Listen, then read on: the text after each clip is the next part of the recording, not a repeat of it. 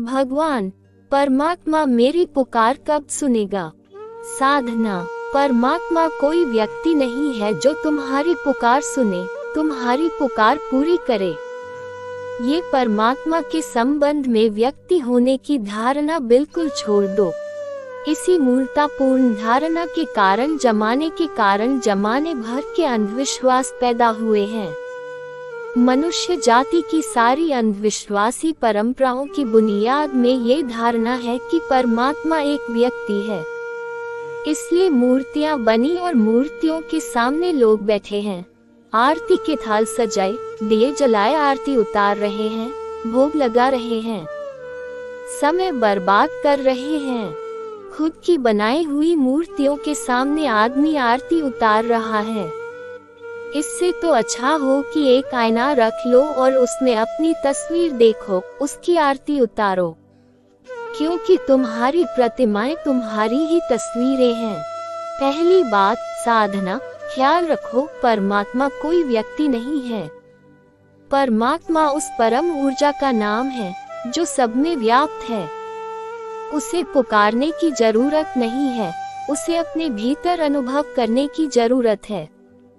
पुकार का मतलब प्रार्थना और अनुभव करने का अर्थ है ध्यान।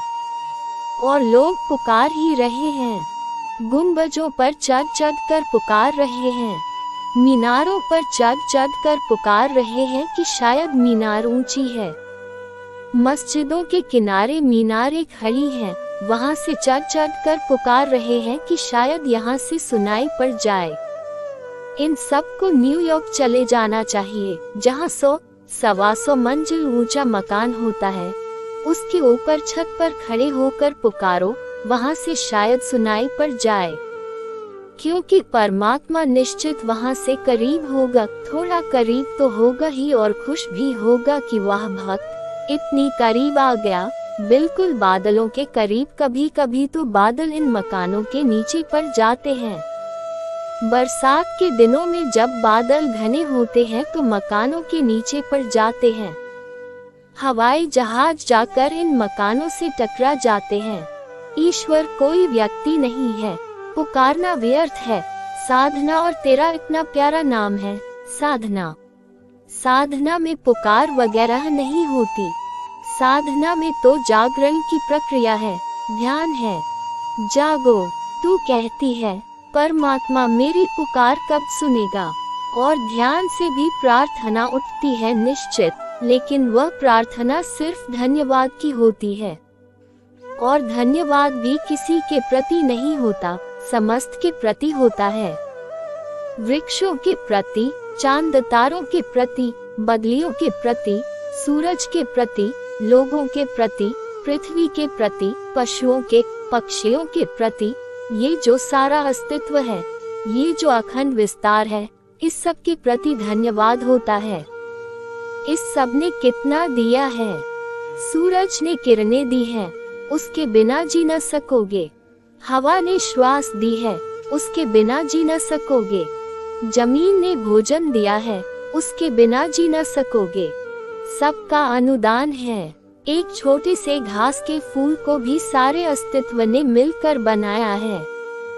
कहीं से रंग, कहीं से प्राण, कहीं से आकृति, सारे जगत का अनुदान है।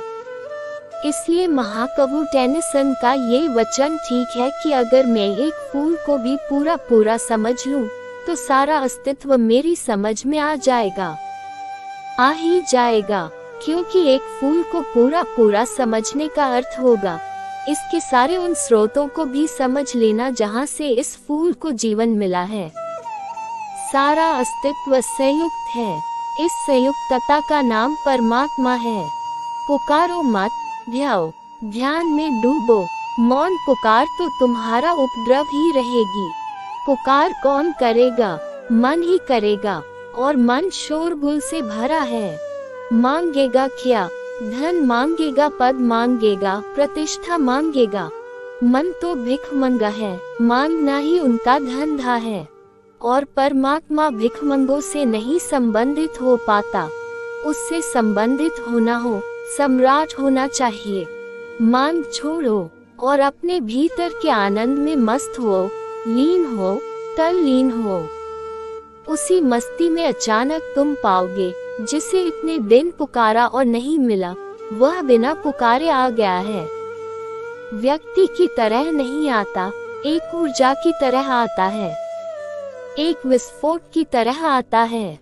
तुम्हारे भीतर एक क्रांति की तरह आता है, एक झंझावात की तरह झाड़ ले जाता है सब कूड़ा करकट। एक बाढ़ की तरह आता है, स्वच्छ कर जाता है तुम्हारे तटों को, कूल किनारों को, और तुम्हारे प्राणों को एक नई ताजगी से भरा जाता है। ऐसी ताजगी जो फिर खोती नहीं। फिर धन्यवाद उठ सकता है, फिर प्रार्थना उठ सकती है, मगर उस प्रार्थना में कोई मांग नहीं होगी। ये भी सवाल नहीं होगा कि वह सुनेगा, किसी को सुनानी थोड़ी है। यह आग्रह भी वासना है कि परमात्मा सुने। ये तो परमात्मा को भी अपने काबू में लाने की कोशिश है। तो भक्तगण रो रहे हैं मंदिरों में, छाती पीट रहे हैं, चिल्ला रहे हैं, कोई कुछ और कर रहे हैं, इस आशा में कि इस भांति मजबूर कर देंगे उसको सुनने के लिए।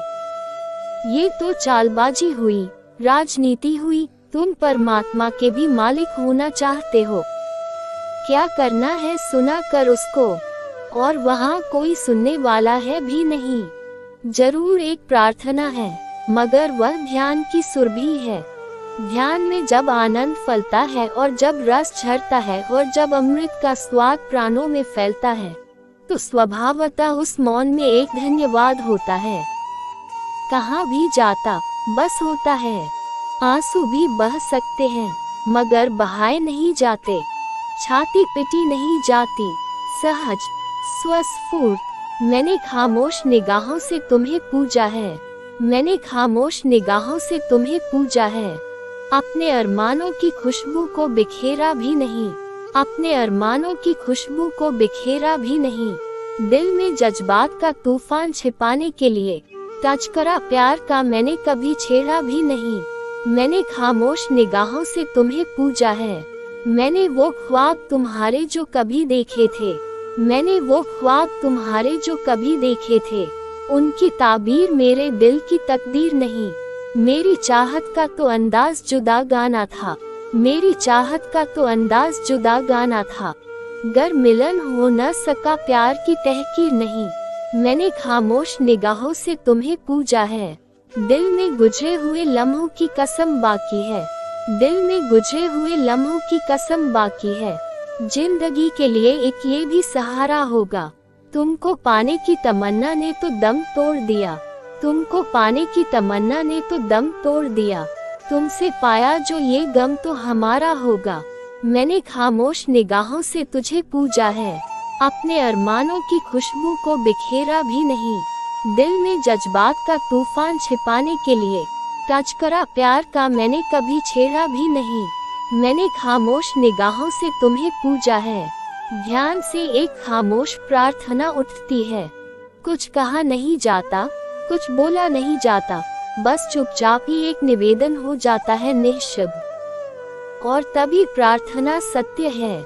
और जब प्रार्थना में अपूर्व प्रसाद है, अनहद नाद है, असीम आनंद है,